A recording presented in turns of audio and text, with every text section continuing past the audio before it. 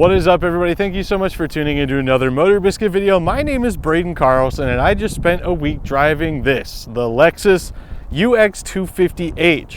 And I don't really have anything witty to say about it, so let's just get into it, I guess.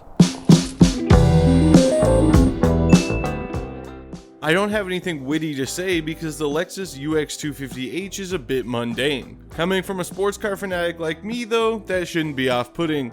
I found that the UX 250H did exactly what you would want it to do. Let me elaborate. First of all, the fuel economy. The EPA states that the front-wheel drive models see up to 42 miles per gallon combined.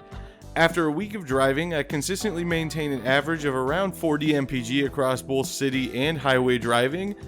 Taking into account some pretty high speed limits around me and some heavy acceleration for the sake of science and proper vehicle testing, I'd say that's right on the money. Apart from the fuel economy, the Lexus UX 250H is just fine. Obviously, with a price tag of around $35,000, you can't expect world-class luxury refinement. However, the synthetic leather upholstery, heated and ventilated seats, and smooth ride are certainly adequate. The ride quality and driving feel are right on the money as far as a crossover goes, so if that's all you want, the UX 250H is phenomenal. One thing that might not come across well on camera or in pictures is the fact that the UX 250H is small, like really small. It has plenty of cargo space for groceries or luggage, but packing out a family road trip worth of cargo could get tight. In addition, the rear seat legroom is abysmal at best. If you ever have anyone other than children in the back, it's going to be rough. If there are tall people up front too, even older kids might have some complaints. Speaking of complaints, nothing is without its faults, so as usual, it's time for the award-winning MotorBiscuit complaining section.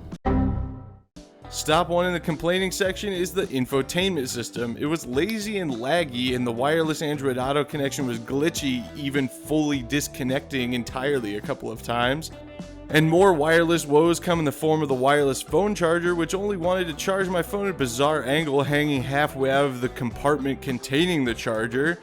Tough luck if you dare to hit the brakes because the phone slides forward and the charging stops. Finally, EV mode. I don't even know why this is here.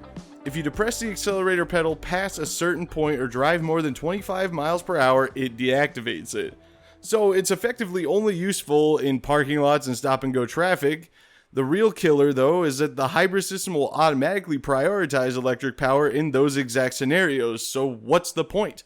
Where is the EV mode useful? Thank you so much for tuning in to another MotorBiscuit YouTube video. What do you think of the UX 250H? Let me know in the comments. If you want to see more of my thoughts or just more automotive news and stories, check us out at MotorBiscuit.com, and don't forget to follow us on Instagram at MotorBiscuitOfficial and on X at BiscuitMotor. Till next time, my name is Braden Carlson, and I will see you in the next video.